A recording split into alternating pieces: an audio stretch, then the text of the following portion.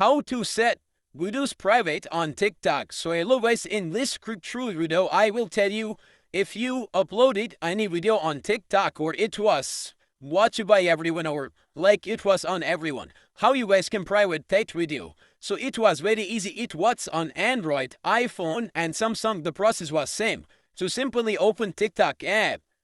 Here click on my profile pic on known right side.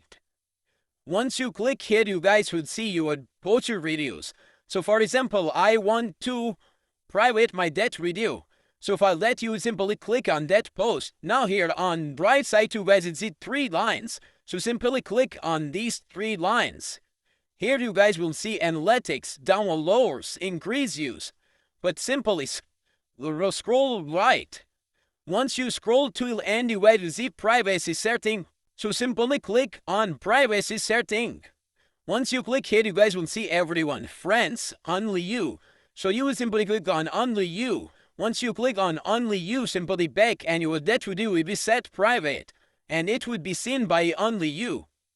Thanks for watching.